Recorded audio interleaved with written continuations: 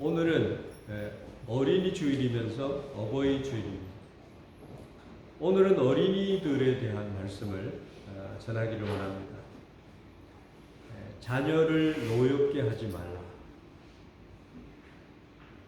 세상에는 네 가지의 교육기관이 있습니다. 첫째로 가정이 있고, 학교가 있고, 교회가 있고, 이 사회가 있습니다.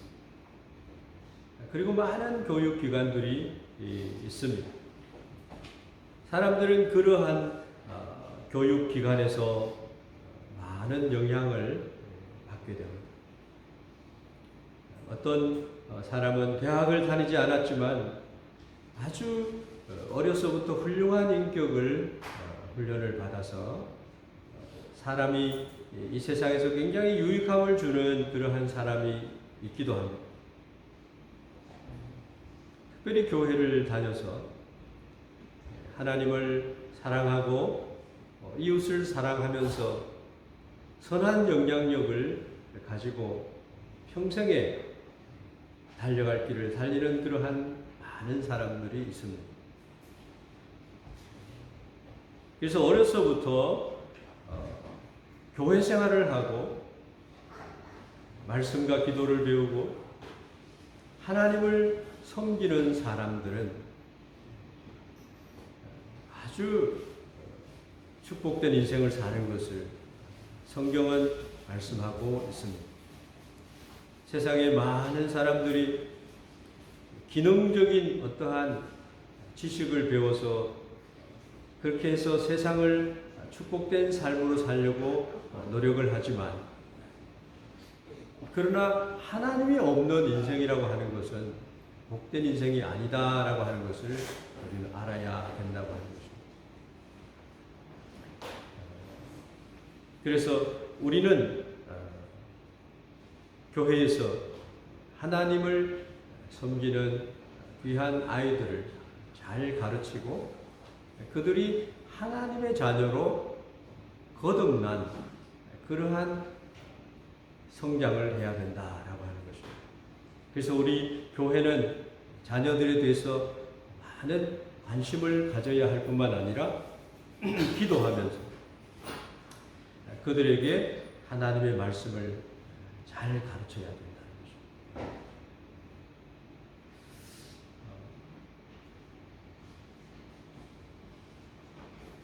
1889년도에 두 아이가 이 세상에 태어났습니다.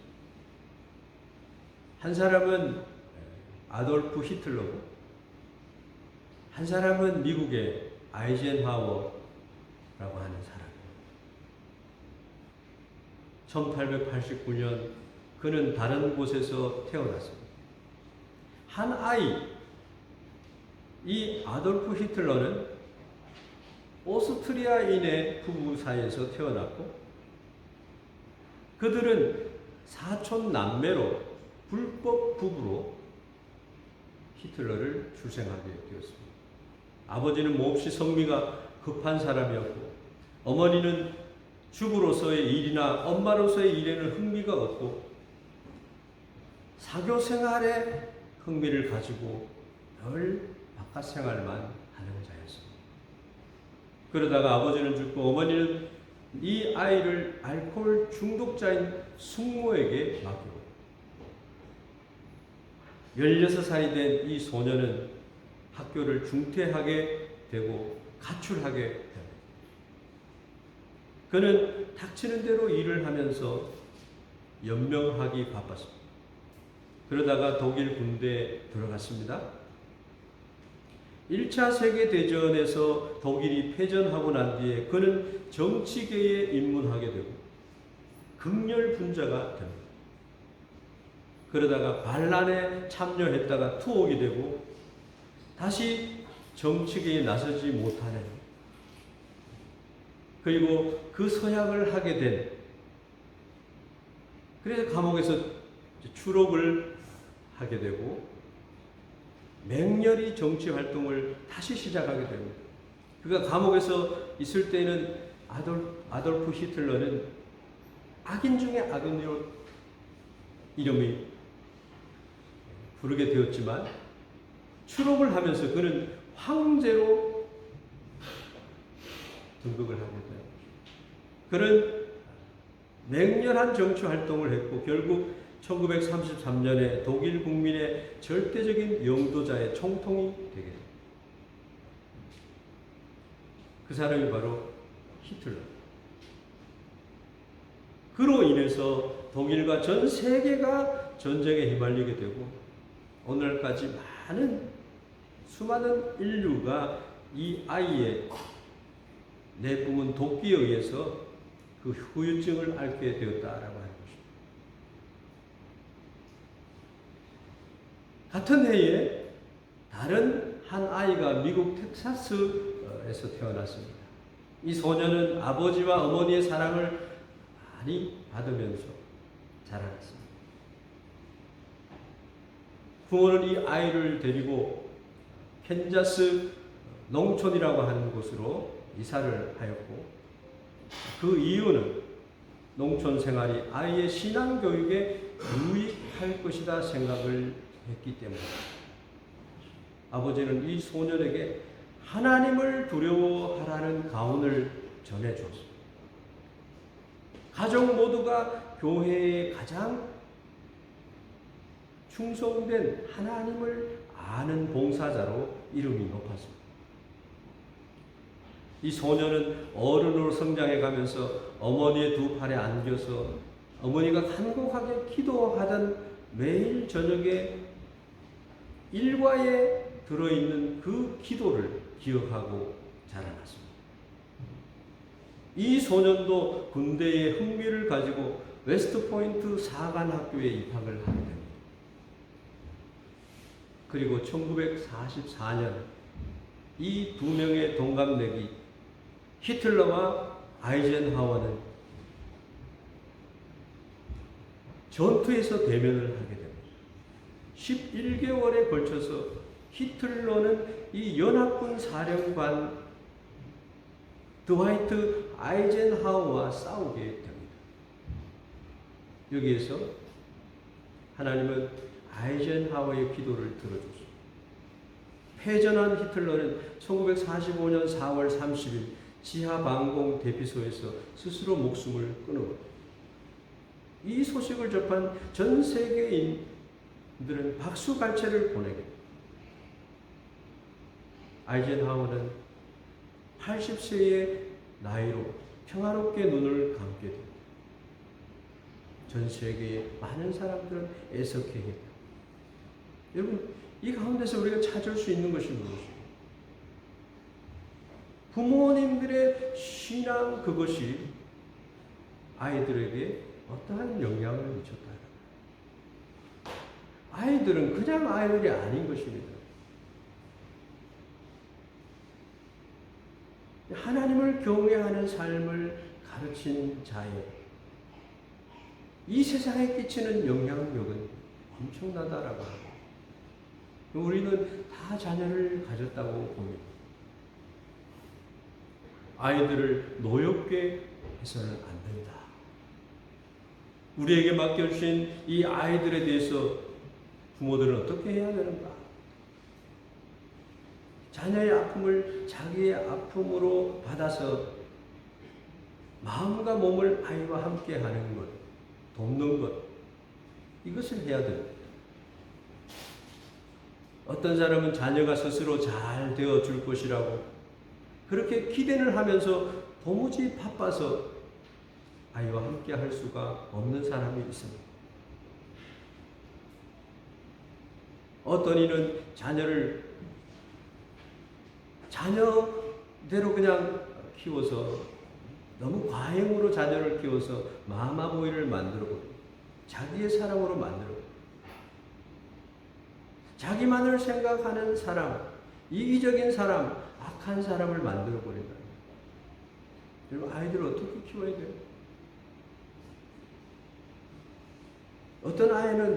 어떤 사람은 아이를 전혀 사랑하지 않는 부모가 있습니다. 그 가치도 모르고 아이들을 키우는 방법에 대해서는 전혀 공부한 바가 없습니다. 그런데 예수님은 어떻게 하셨어요?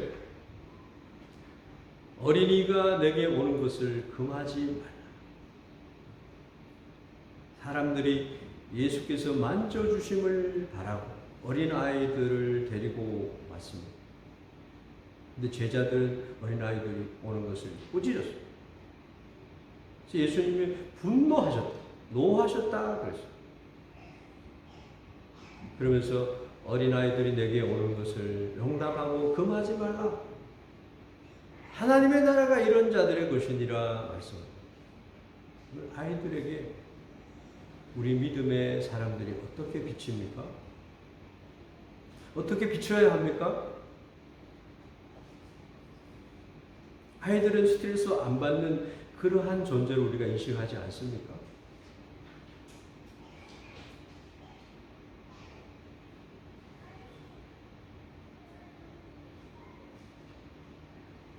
밥을 먹다가 밥을 흘렸다고 해서 화장실에 가서 어두운 화장실에 가서 12시간을 세워놓는다든지 물구나무를 세워놓는다든지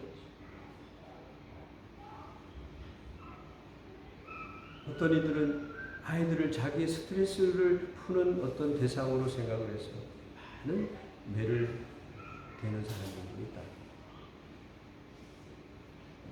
예수님은 그런데 그 어린아이들을 안고 그들 머리에 손을 얹고 축복을 하셨습니다. 이것이 이스라엘의 문화를 얘기하는 것입니다. 선생이나 랍비나 부모가 아이의 머리에 손을 얹고 주의 이름으로 축복하면 축복이 그대로 임한다는 것. 하나님의 약속입니다. 자녀는 존귀한 존재입니다. 가장 사랑을 많이 받을 존재로 이 땅에 태어났습니다. 그래서 성경은 어린 자녀들에 대해서 이러한 말씀을 합니다. 어린 감람나무 같다. 건강하고 소망이 있고 흔들리지 않게 성장해야 할 그러한 존재. 결실할 나무로 자라가는 감람나무 같은 하나님의 축복은 우리 어린 아이들에게 이러한 축복의 말씀을 하셨습니다. 예수님은 이새의 줄기에서 한 삭시 나면 그 뿌리에서 한 가지가 나서 결실한다 그랬습니다. 자녀들은요, 언약을 가지고 태어난 자들, 자녀가 없으면 하나님의 언약이 이루어질 수가 없는 것입니다. 우리 성도님 중에 기도 제목 중에 전쟁이 그치게 하시고 어린아이들의 얼굴에 미소가 있게 해 주십시오 하는 기도를 드리는 성도가 있습니다. 하나님의 사랑을 받는 자들, 하나님의 기업으로 우리 가정에 보내주신 귀한 존재들이 어린 아이들이다라고 하는 것입니다. 그래서 부모의 상급이 되고 아름답고 위대한 존재들이라. 그 전통에 화살이 많다라고 하는 것은 자녀들이 많다라고 하는 것입니다. 그들은 부끄러움을 당하지 않는다고 했어요. 왜?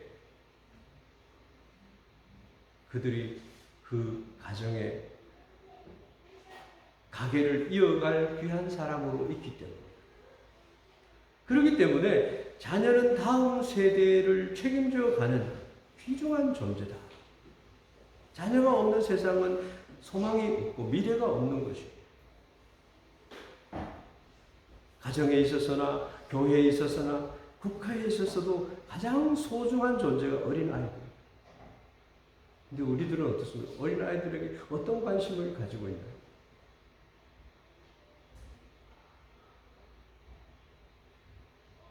오늘 아침에 우리는 이 자녀들에 대해서 우리가 자녀 사랑이라는 것이 무엇이냐 도대체. 아비들아, 너희 자녀를 노엽게 하지 말고 오직 주의 교훈과 훈계로 양육하라 말하고 있습니다. 자녀를 체벌할 때는, 잘못을 해서 체벌할 때는 생각을 해야 된다. 과연 하나님 앞에서 내가 내 자신은 어떠한가 돌아봐야 된다. 나는 행동이 이상하면서 자녀에게만 바른 것을 가르쳐서는 안 된다라고. 그리고 자녀가 이 정도로 잘못을 했느냐, 매를 맞아야 되느냐, 내 판단으로 그냥 자녀를, 인격적으로 자녀를 모욕을 주거나, 자녀가 말할 기회를 주지 않고 내가 그 체벌을 한다라고 하는 것은 있을 수 없다는 것입니다. 그래서 평생의 자녀와 원수가 되는 관계가 된다. 그것을 풀어야 돼. 하나님께서 기업으로, 유업으로 우리에게 주신 가정의 자녀들에 대해서 어떻게 살아갈 것인가? 그냥 어리니까 부모 마음대로 해도 되는 존재가 아니다는 것입니다. 그들에게 바른 인격을 가르쳐야 된다. 신앙의 모범을 가르칠 뿐만 아니라 하나님의 말씀을 가지고 그들을 교훈하고 양육해야 된다는 것입니다. 그 가운데 가장 소중한 것은 아이들이 교회를 떠나지 않도록 하는 것입니다. 어떠한 일이 있어도 학교 교육이나 유치원에, 그리고 내가 공부해야 될 어떤 그러한 부분이 있다 하더라도, 너 오늘 교회 갔니? 하나님 앞에는 어떻게 너의 마음을 나타냈니? 하나님이 계시다고 하는 너가 어떻게 했니? 라고 물어줘야 된다. 하나님의 존재를 알고 하나님을 의식하는 어린 아이들의 마음, 그 인생은 탈선의 길을 가지 않는다. 하나님의 말씀을 가르칠 때 하나님의 말씀이 그들을 인도한다. 예수님처럼 자녀를 용납하고 진심으로 사랑할 수 있는 부모는 어떻게 하면 되는가? 그리스도인의 가정과 교회는 자녀가 노여움의 상처를 받고 살게 해서는 안 되는 것을 알아야 됩니다. 하나님께서 맡겨주신 아름다운 사람들. 그래서 교회 학교에 우리가 많은 노력과 마음과 신경을 써줘야 되는 것입니다. 자녀들을 기쁘게 하고 그들의 말을 우리가 들어줘야 됩니다. 끄집어내줘서 그들이 즐겁게 해줘. 그러할 때 자녀들은 부모를 춤추도록 축복하고 잘 되어서 자녀가 부모의 기쁨이 되어준다는 것입니다.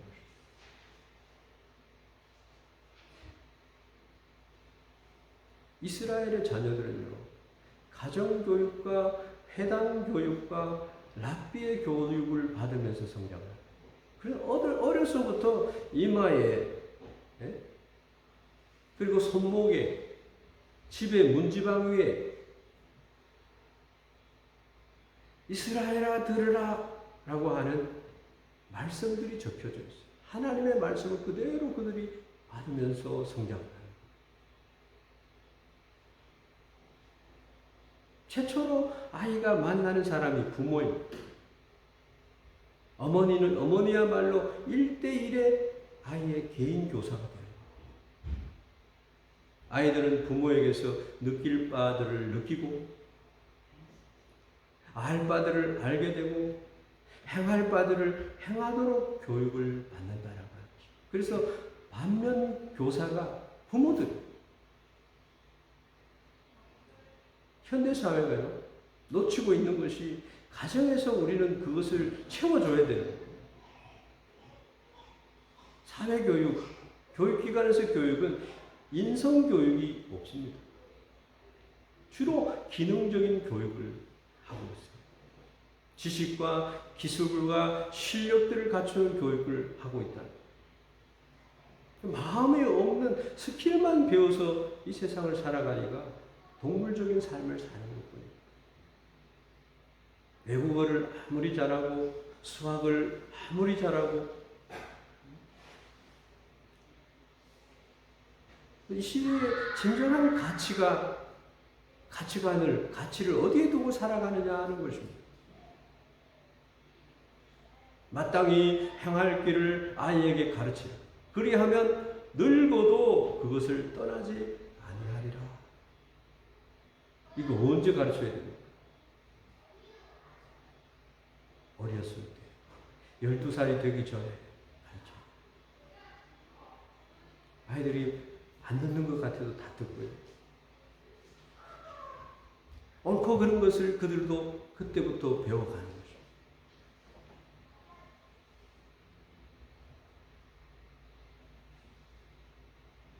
아이들에게는 그냥 맡겨서 너희들이 선택한 것을 너희들이 알아서 해가라 그러니까 이 시대가 참 문제가 많습니다. 요즘 교육 방식이 자녀들이 선택하는 그 선택을 가지고 공부를 해야 된다 이렇게 주장하고 나오는 거죠. 그런데 그것은 성경의 원리와 다르다는 것입니다. 오늘 주어진 말씀이 주의 훈계와 교육, 교훈으로 하라는 거죠. 그래서 아름다운 사람들을 만나서 좋은 코치, 인생의 스승을 만나서 성장한 자녀들은요, 어마어마한 영향력을 나타내는 인생이 된다라고 하는 거죠. 그래서 많은 학교들이, 그리스도인들이 많은 기독교 학교를 세워요. 한동대학을 위시해서 한국만 해도 많은 기독교 학교와 그래서 더 나아가서는요, 대안학교를 세워요. 말씀으로, 인성으로 성장하는 아이들을 만듭니다. 저도 그런 학교에 다니고 싶어요. 그런 생각을 할 때가 있어요. 여러분, 예배 생활, 교회 생활, 말씀과 기도 생활은요, 인생에게 가장 있어야 할 그러한 교육이다라는 거죠. 아이들을 키울 때 몇 가지 염두에 둬야 할 부분들이 있다는 것입니다. 그것이야말로 자녀를 사랑하는 것이 된다라는 것이죠. 첫 번째로 우리가 생각해야 될 것은 아이들을 키우시는 분은 하나님이십니다. 우리들은 그냥 아이들을 돌볼 정도만 되는 것이지 하나님께서 그 아이를 인도해 가신다. 그래서 부모는 자녀들을 하나님 앞에 서도록 하는 일에 늘 마음을 둬야 된다. 내가 할 수가 없어요.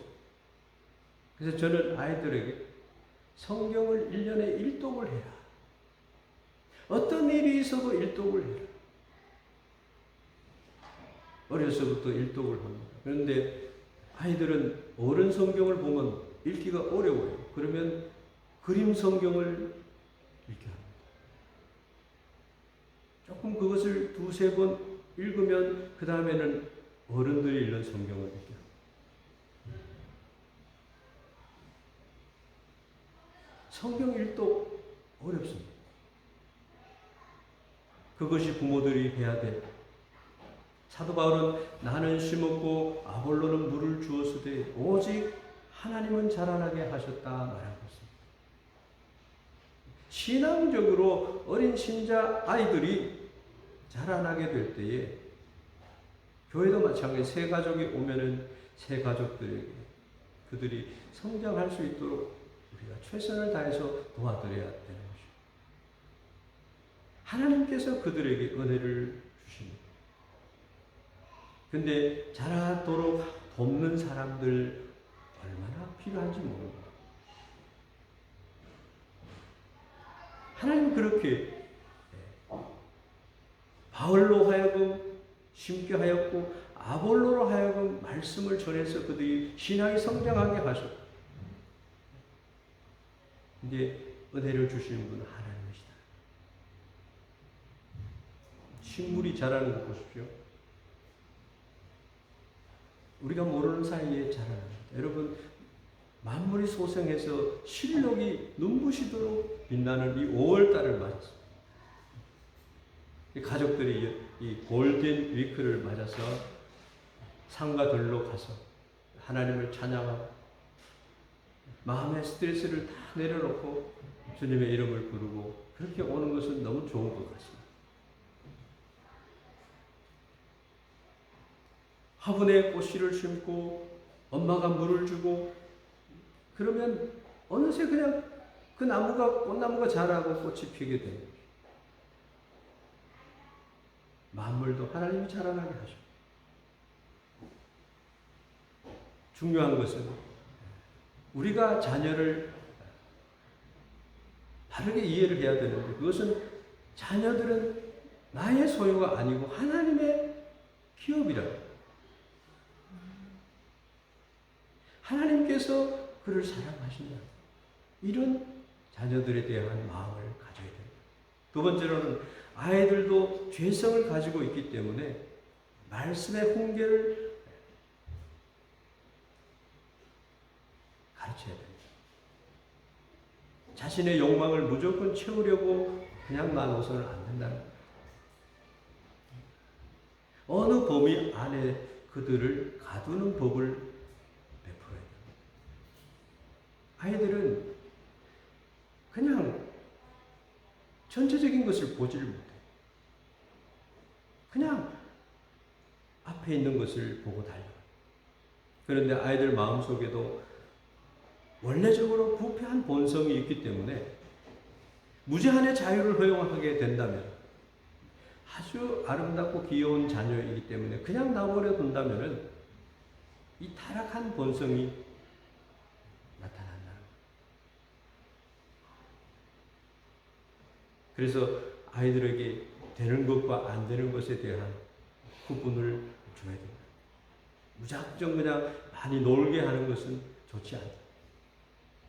하고 싶은 건 뭐든지 하게 하는 것도 좋지 않다. 갖고 싶은 것도 모든 것을 갖게 해서는 안 되는 것입니다. 세 번째로는 아이들에게 노엽게 해서는 안 된다는 겁니다.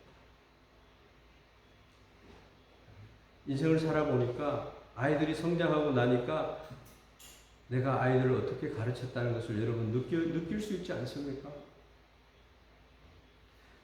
그래서 후회하는 부분이 있지 않습니까? 왜 그런 후회가 있느냐는 것입니다. 부모의 친절한 설명과 애정 어린 설득이 있어야 하는데 우리들은 아이들을 너무 이해를 못한다는 것입니다. 아이들에게 분노가 생기는 것이 왜 있습니까?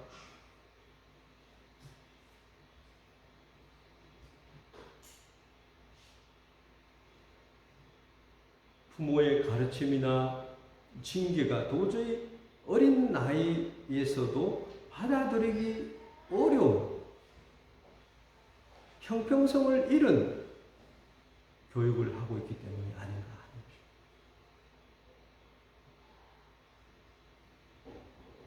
근데 아이들이 내가 진짜로 잘못했어요. 내가 부모에게 야단을 맞아야 돼. 아이들이 먼저 압니다.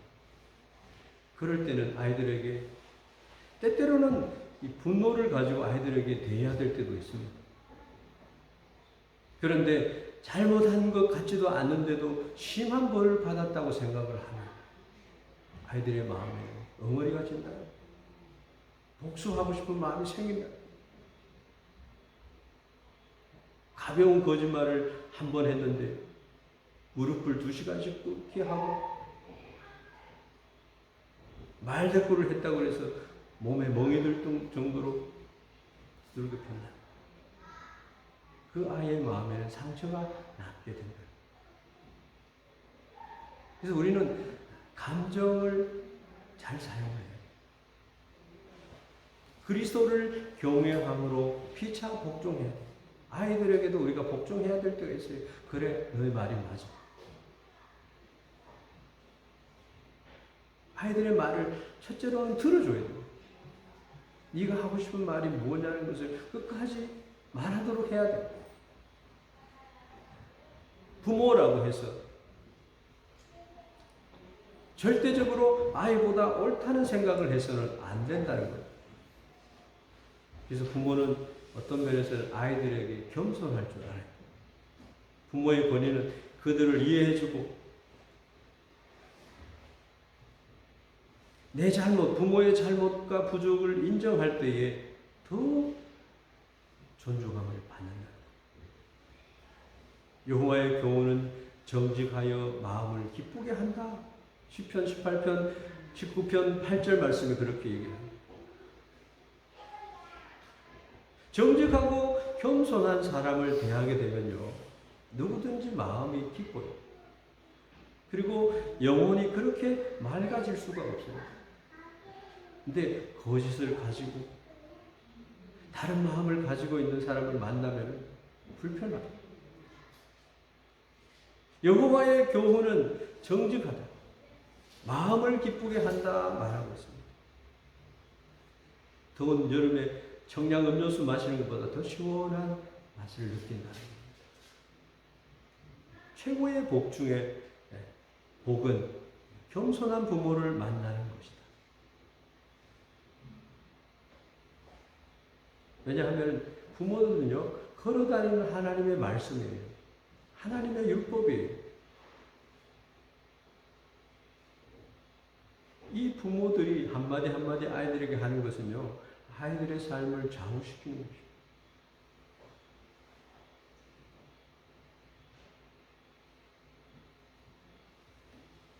자신의 실수임과 연약함을 인정해야 됩니다. 그것을 아이들에게 덮어씌우면 안 된다는 거예요. 체벌할 때는 항상 내가 하나님 앞에 나도 온전한다. 부모를 때리는 자는 없어요. 근데 하나님이 부모를 때립니다. 기도하는 부모가 되야 됩니다. 그렇게 하지 않으려면. 자녀들을 위한 축복 기도가 있습니다. 자녀들을 축복해야 돼요. 이 축복된 아들아, 너는 시냇가에 심은 나무가 시절을 쫓아 과실을 맺으며 그 잎사귀가 마르지 아니함같이 그 행사가 다 형통할 거야. 의인은 그 원하는 것이 다 이루어진단다. 이런 말씀을 해주는 거예요. 감사하는 딸아, 여호와께서 내 모든 소상과 내가 손을 댄 모든 일에 복을 주실 거야. 넌 이 사실로 인해서 온전히 즐거워하며 살게 될 거야. 이런 이야기들을 해주라. 보배로운 아들아, 너의 평생에 하나님이 너와 함께 하시고 너를 형통하게 할 거야. 이 부모의 한 말이요, 엄청난 능력이 되어서 돌아옵니다. 너는 하늘의 신령한 복과 땅의 기름진 복과 폐의 복과 후손의 복을 받을 자녀야. 여러분, 목사에게만 와서 기도받고 이렇게 하는 게 아니에요. 여러분들이 자녀들에게 그렇게 축복 기도를 하는 거예요. 풍성한 삶을 살게 될 따라 넌 평생 손을 펴서 나누어주며 살 사람이 될 거야. 이렇게 축복해주면요, 그 자녀들의 마음속에서 샘솟듯 솟아나는 하나님이 주시는 은혜와 축복이 그들을 통해서 나타난다는 겁니다. 할렐루야. 이렇게 축복해줍니다. 야곱의 축복을 해주는 거예요. 야곱이 요셉에게 너는 담을 넘는 아름다운 사람이 될 거야. 축복해 줬어요.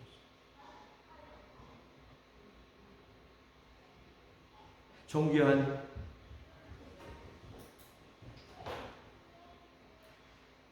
아들아, 너의 평생의 의로운 여호와의 도움이 너와 함께 하실 거야. 아이들은요, 부모로부터 아이들을 어떻게 사랑해야 되느냐. 네 번째로는 아이들은 부모로부터 필요한 것을 체험을 받는 거죠. 그래서 자녀를 사랑하는 것은 아이들의 필요를 채워주는 거예요. 오직 주의 교양과 훈계로 양육하라고 하는 말씀은요, 필요한 것을 채워주라는 거죠. 남편이 부인의 가족의 필요를 채워주는 거죠. 아이들은 많은 필요를 느끼고 있습니다. 아이들이 필요한 것 많아요. 영양 공급을 해주는 것부터 시작해서 어떤 부모는 그냥 인스턴트 식품만 먹어라 이렇게 하는 부모도 있다는 것을 듣습니다.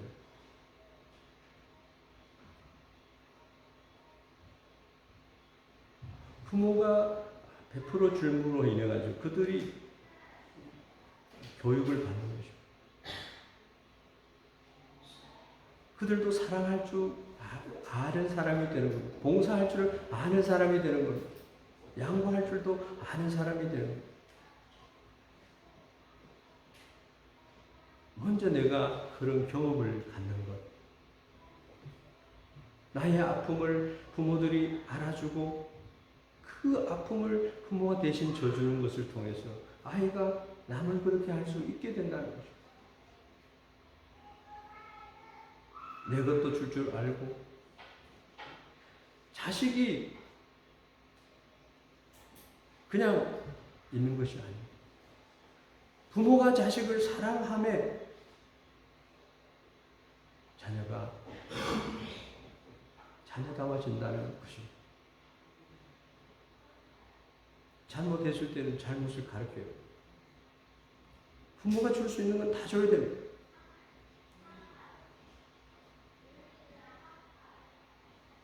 페어플레이도 부모로부터 배우는 거예요. 정직하지 않는 삶을 사는 것도 가르쳐줘야 돼요. 그냥 자녀가 하나밖에 없으니까 맹목적으로 그냥 사랑만 하면 된다고 막 하면 안 된다는 거예요. 이기적이고 고집스러운 아이들로 자라나면 어떻게 하시겠습니까? 어떤 어머니가 아침밥을 준비를 하기 위해서 주방으로 가십니다. 근데 식탁 위에 아들이 쓴 청구서가 한 장 놓여 있었더라고요. 이번 주 아빠 구두 닦아드린 것 5,000원. 엄마 심부름 3번 한 거 3,000원. 쓰레기 2번 버린 거 2,000원. 10,000원. 이렇게 해서 적어놨다. 어머니가 빵긋 웃으면서 그 밑에다가 답장을 써서 놓았습니다. 10,000원도 같이 넣었습니다. 너를 몇 달 동안 내 뱃속에 놓고 다닌 것, 너를 그동안 먹이고 입히고 키우는데 들어간 돈, 내가 아플 때 밤새 울면서 기도하며 눈물 흘리며 간호한 것, 그 외에도 너에 대한 나의 진정한 사랑까지 전부, 진정한 내가 너를 위한 사랑까지 전부 공짜야. 그 글을 거기다가 10,000원하고 같이 넣었다는 거예요. 아들은 얼굴이 붉어졌다. 그 편지를 읽고서 자기가 큰 청구서 밑에 다시 이렇게 썼다고 합니다. 위의 것은 이미 다 지불되었습니다. 그래서 10,000원은 돌려드립니다. 엄마의 아들. 이래가지고 보냈다. 아이들에게 어떻게 교육을 하느냐에 따라서 아이들의 장래가 달라집니다.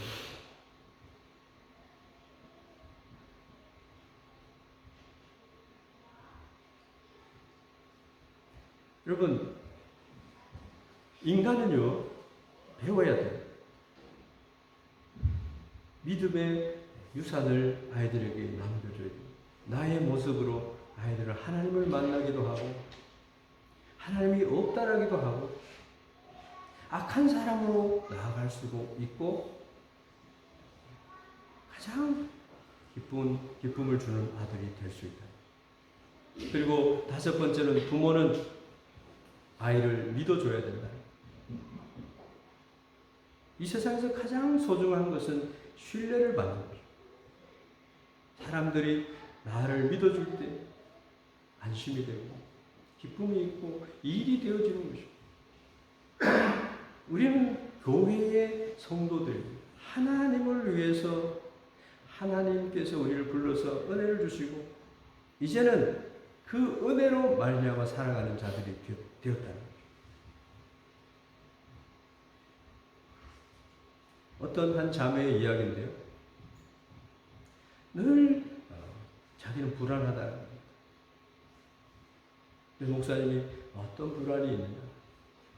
누워있으면 저 형광등들이 떨어질 것 같아요. 차를 타고 가면은 교통사고가 날 것 같고, 그리고 공장 옆을 지나가면 그 건물이 넘어질 것 같고, 늘 강박관념 가운데 살아가요. 누구에게나요? 이런 증상들이 있어요. 놀래기도 하고, 두려워하기도 하고. 이런 사람들이 정상적인 생활을 하기가 힘듭니다. 왜 그럴까요?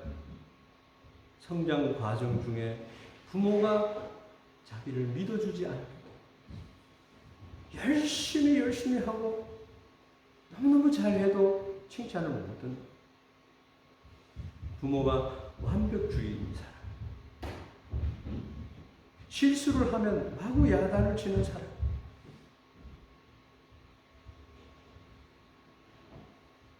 모든 것을 자기 책임으로 돌리려고 하는 사람. 그렇게 성장을 하면 모든 순간들이 불안하게 되어진다는 것이죠.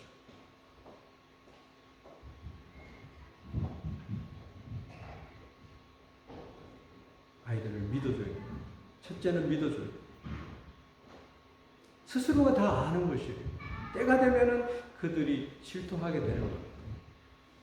여섯 번째는 선악의 기준을 가르치라는 것. 이것이 자녀에 대한 사랑입니다. 중요한 교육 중에 하나가 선악의 기준을 배우는 것입니다. 어리기 때문에 아이는 아직 무엇이 옳고 무엇이 그른지를 몰라요.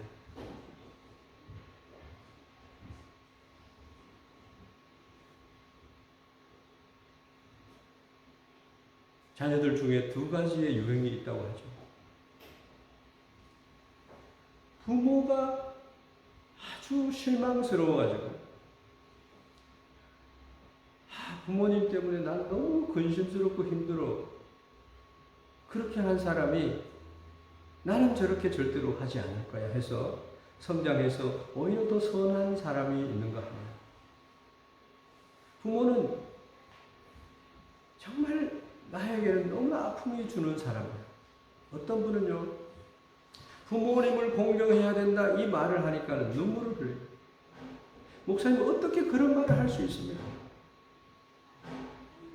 어떻게 나에게 그런 말을 할 수 있습니까? 부모에게 무슨 학대를 받았기 때문에 그런 말을 하는가? 나는 도저히 이해할 수가 없었어요. 목사는 그냥 하나님의 말씀이 부모를 춤추도록 기쁘게 해드려야 된다라고 하는 말을 전했을 뿐인데 그 사람은 너무 마음이 아파요.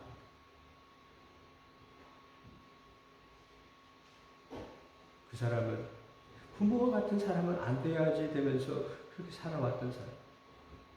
그 말 때문에 시험을 들어가지고 신앙생활 잘하는 신앙생활을 그냥 너무 힘들어요 목사님 하면서 늘 저를 힘들게 하는 사람이 있었어요. 어떤 사람은 그것을 알면서도 더 악해지는 자녀들도 있다. 이 두 가지 종류가 있어요. 유대 왕의 역사 가운데서 선한 왕 밑에서 지독히도 악한 왕이 나오는 것을 볼 수 있습니다. 아버지가 너무 선하기 때문에 뭐든지 오냐오냐 하니까요. 안 되는 겁니다. 엘리 제사장 밑에 홍리와 비느하스가요 있었어요. 하나님의 제사장의 아들인데도 바른 교육을 안 하니까 그들이 죽어버렸어요. 하나님의 말씀을 쉽게 대하다가 그들이 죽어버렸어요.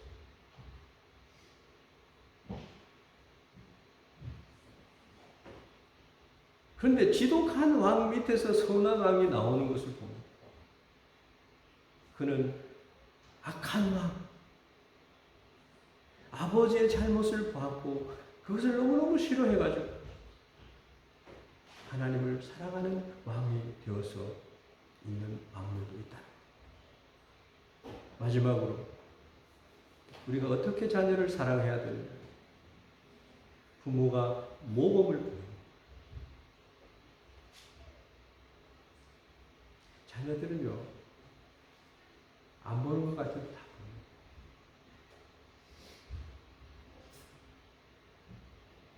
부모를 보면서 하나님을 배우는 것입니다. 하나님을 진짜 경외하고 하나님이 제일로 가는 제일의 자리에 있는 부모를 보는 자녀들은 하나님의 존재가 어떤 분인 것을 부모를 보고 아는 것입니다. 정확하게 그 열매를 맺게 되는 거예요.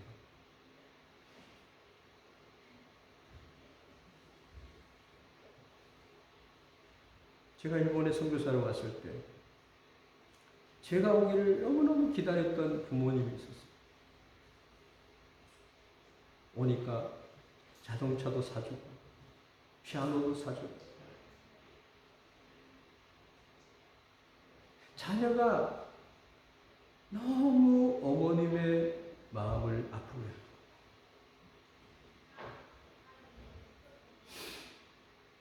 남편이 중3학년 때 남편이 외도를 하는 이 자녀가 그것을 알고 아버지를 용서를 하지 못해요. 그러니까 어머니가 어떻게 그에게 좋은 말을 선한 말을 해도 들으려고 하지 않아요. 탈선하는 거예요. 학교 안 가요. 학교 가방 가지고 가는 학교 안 가요. 90% 학교 안 가니까 태양을 맞을 지경. 근데 불고기 한번 대접하고 그 아이가 마음이 열렸어요. 교회를 출석. 노란 머리, 빨간 머리가 그냥 까만 머리가 되고 귀걸이가 떨어진다고.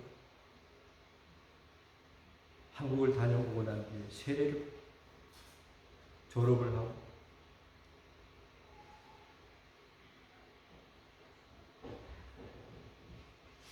그 어머니는 참으로 훌륭한 어머니였어요.